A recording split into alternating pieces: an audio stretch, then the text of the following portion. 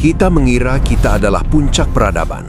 Kita bangga dengan gedung pencakar langit, roket, dan internet. Tapi bagaimana jika saya katakan kita hanyalah anak-anak yang bermain di atas kuburan para raksasa? Saya The Rider. Saya telah melihat siklus waktu. Dan satu hal yang pasti, sejarah yang kalian baca di buku sekolah adalah dongeng yang disederhanakan. Lihatlah ke bawah kakimu.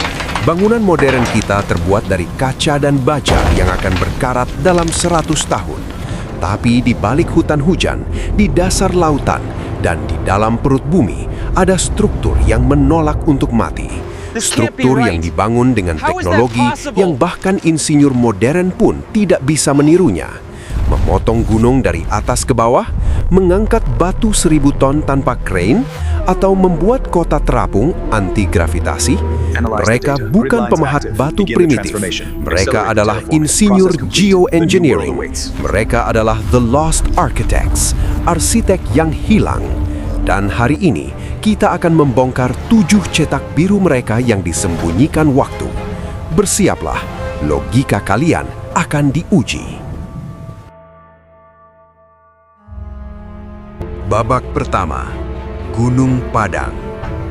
Lupakan apa yang kalian dengar tentang bukit alami. Data ilmiah berkata lain. Riset geofisika terbaru menggunakan ground penetrating radar dan seismic tomography telah menelanjangi bukit ini. Hasilnya, ini bukan bukit. Ini adalah konstruksi piramida tertua di dunia. Jauh di bawah situs megalitik yang kita lihat di permukaan, terdapat lapisan kedua dan ketiga yang terkubur rapi. Uji penanggalan karbon, carbon dating, pada lapisan terdalam, unit 3, menunjukkan angka yang mengguncangkan dunia, 27.000 tahun yang lalu. Itu zaman es, saat buku sejarah bilang manusia masih primitif. Di sini ada insinyur yang sedang memahat gunung. Perhatikan batu-batu kolumnar ini. Mereka tidak ditumpuk asal-asalan. Di sela-selanya ditemukan material perekat kuno, semacam semen purba dengan kadar besi tinggi yang meredam gempa. Dan yang paling mengejutkan, gelombang seismik mendeteksi adanya void atau rongga besar berbentuk persegi jauh di dalam perut gunung. Chamber raksasa yang belum pernah dibuka. Apakah ini makam, bunker, atau ruang kendali? Arkeolog dunia panik dan mencoba menutup riset ini. Tapi data tidak bisa berbohong. Seseorang, sesuatu telah merekayasa geologi Jawa Barat jauh sebelum peradaban Sumeria lahir.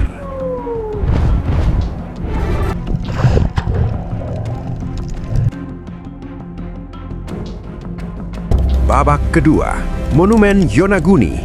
Kita tinggalkan hutan. Kita menyelam ke kedalaman samudra di selatan Jepang. Di sini, di kedalaman 25 meter, terbaring struktur yang seharusnya tidak ada. Sebuah monolit raksasa dengan panjang 150 meter dan tinggi 27 meter. Geolog bilang ini formasi alami akibat patahan tektonik. Tapi coba lihat lebih dekat. Alam tidak menciptakan sudut 90 derajat yang presisi berulang kali. Alam tidak memahat tangga spiral yang simetris. Alam tidak membuat parit lurus dengan lubang tiang pancang di dasarnya. Ini adalah desain arsitektur. Struktur ini tenggelam sekitar 10.000 tahun yang lalu saat zaman es berakhir dan permukaan laut naik drastis. Artinya, ini dibangun saat area ini masih daratan kering, jauh sebelum piramida Mesir ada dalam mimpi Firaun. Lihatlah The Loop Road, jalan setapak yang mengelilingi dasar monumen, dan The Turtle Stone, batu yang dipahat menyerupai kura-kura bintang. Apakah ombak laut bisa memahat kura-kura secara kebetulan? Tentu tidak. Yonaguni bukan sekedar batu karang. Ini adalah sisa pelabuhan antariksa, benteng pertahanan, atau kuil dari peradaban induk yang tenggelam bersama benua Sundaland.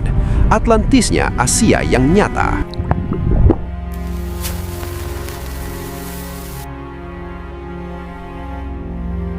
Babak ketiga, Kuil Kailasa. Kita terbang ke Ellora, India. Di sini, logika konstruksi manusia dibalik 180 derajat. Biasanya, kita membangun gedung dengan menumpuk batu dari bawah ke atas, tapi Kailasa, ia dipahat dari atas ke bawah. Bayangkan sebuah gunung batu vulkanik utuh. Lalu bayangkan seseorang membuang 400.000 ton batu dari gunung itu untuk menyisakan sebuah kuil raksasa di tengahnya. Ini disebut subtractive manufacturing, seperti mencetak patung, tapi skalanya sebesar gedung bertingkat.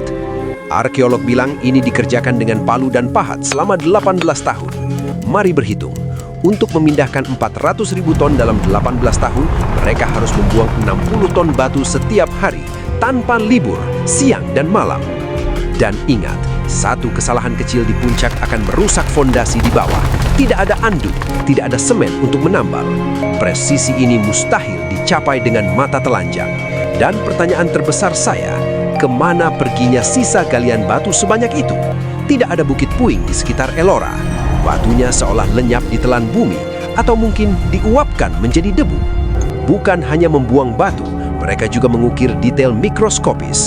Jembatan batu yang menghubungkan menara, menggantung di udara, membutuhkan pemahaman struktur yang melampaui insinyur zaman sekarang. Ini bukan tempat ibadah, ini adalah pameran kekuatan.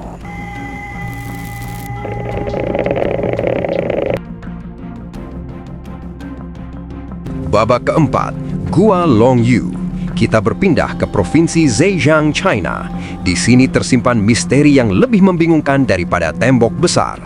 Tahun 1992, seorang petani lokal mencoba menguras air kolam di desanya. Dia berharap menemukan ikan, tapi yang dia temukan adalah pintu masuk ke dunia lain. Di bawah kolam itu tersembunyi 24 gua buatan manusia berukuran raksasa. Luas totalnya mencapai 30.000 meter persegi. Untuk membuat ini, mereka harus membuang 1 juta meter kubik batu padat. Itu setara dengan volume piramida Giza. Tapi inilah bagian yang tidak masuk akal. China punya catatan sejarah paling lengkap di dunia.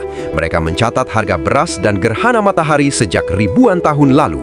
Tapi untuk proyek raksasa ini, nol. Tidak ada satu kalimat pun yang menyebutkannya. Siapa yang bisa menyembunyikan proyek skala kekaisaran seperti ini? Dan lihat dindingnya. Pola garisan ini seragam, paralel, dan konsisten di setiap inci gua. Dari lantai sampai langit-langit setinggi 30 meter. Ini bukan jejak pahat tangan budak yang kelelahan. Ini jejak mesin. Pola ini identik dengan jejak alat berat modern atau CNC milling. Dan pilar-pilar ini menahan beban ribuan ton atap tanpa retak selama ribuan tahun. Siapa yang membangun bunker kiamat ini? Dan lagi-lagi, kemana perginya 1 juta meter kubik batu sisa galiannya? Tidak ada bukit puing, tidak ada sisa batuan, seolah-olah materi itu dipindahkan ke dimensi lain. Mereka menenggelamkannya untuk menyembunyikannya.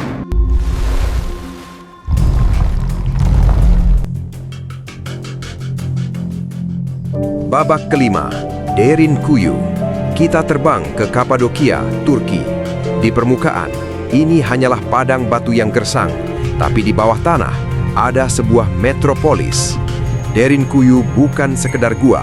Ini adalah kota bawah tanah sedalam 85 meter yang terdiri dari 18 tingkat.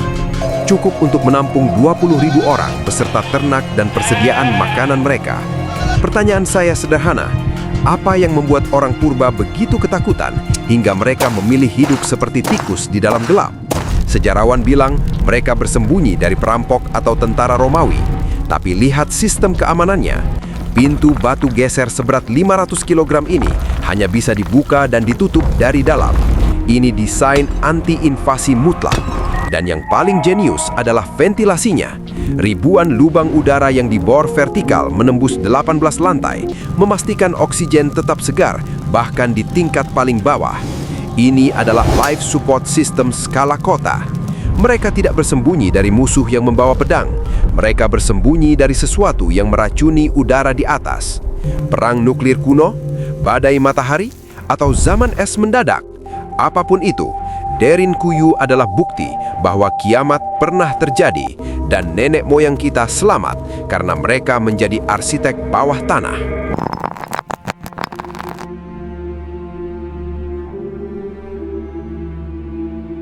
Babak ke-6, Serapeum Saqqara. Kita masuk ke lorong bawah tanah yang panas dan berdebu di Mesir. Di sini, logika arkeologi menemui jalan buntu. Di dalam ceruk-ceruk sempit ini, terdapat 24 kotak granit hitam raksasa. Beratnya 100 ton per kotak. Tutupnya saja 30 ton. Arkeolog bilang ini adalah peti mati untuk banteng suci Apis. Tapi, ada satu masalah besar. Saat kotak-kotak ini dibuka dengan dinamit pada abad ke-19, semuanya kosong. Tidak ada tulang, tidak ada mumi, tidak ada debu. Vakum sempurna. Dan lihat presisinya. Insinyur Christopher Dunn mengukurnya dengan alat presisi modern. Hasilnya, permukaan dalamnya rata dengan toleransi 2 mikron. Itu sehalus cermin optik teleskop NASA. Sudut dalamnya 90 derajat sempurna. Bagaimana orang zaman perunggu memotong granit, batu terkeras kedua setelah berlian, dengan presisi seperti ini, di dalam lorong sempit yang bahkan tidak cukup untuk memutar mobil. Ini bukan peti mati. Granit mengandung kristal kuarsa yang bersifat piezoelektrik. Jika ditekan, ia menghasilkan listrik. Kotak-kotak ini adalah kapasitor atau baterai raksasa yang menyimpan energi untuk piramida. Teknologi yang hilang, yang kita kira sihir.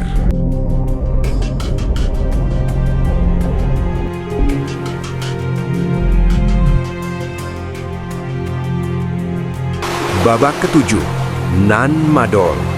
Kita terbang ke tengah Samudra Pasifik, ke sebuah pulau kecil bernama Pohnpei.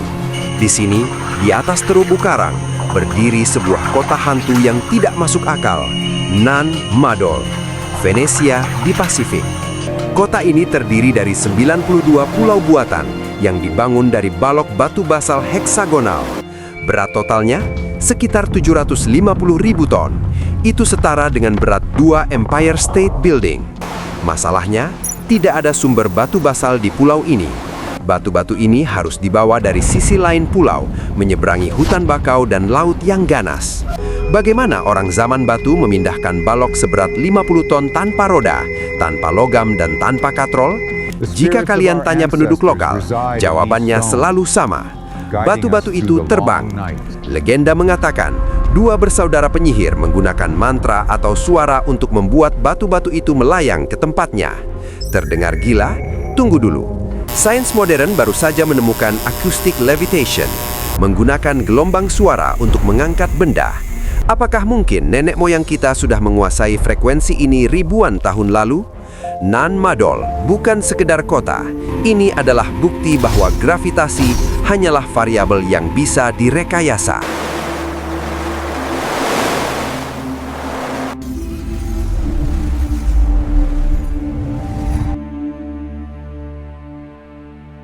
Kita telah melihat buktinya. Dari piramida yang merekayasa gunung, kota bawah tanah anti kiamat, hingga kuil yang dipahat dengan laser. Mereka adalah The Lost Architects. Mereka memiliki teknologi yang melampaui mimpi terliar kita. Levitasi suara, manipulasi materi, dan energi tak terbatas. Tapi, di mana mereka sekarang? Mereka hilang, punah, dihapus oleh waktu. Teknologi canggih tidak menyelamatkan mereka dari kesombongan atau dari amukan alam semesta. Ini adalah peringatan bagi kita. Kita bangga dengan gadget di tangan kita, tapi fondasi peradaban kita rapuh. 1 badai matahari, 1 perang nuklir, dan kita akan kembali ke zaman batu. Sejarah bukanlah garis lurus yang terus naik. Sejarah adalah roda yang berputar, dan roda itu sedang bergerak turun. Jangan sampai kita menjadi The Lost Architects berikutnya. Jaga warisan ini, pelajari kesalahan mereka. Saya The Rider. Misi selesai. Engine start.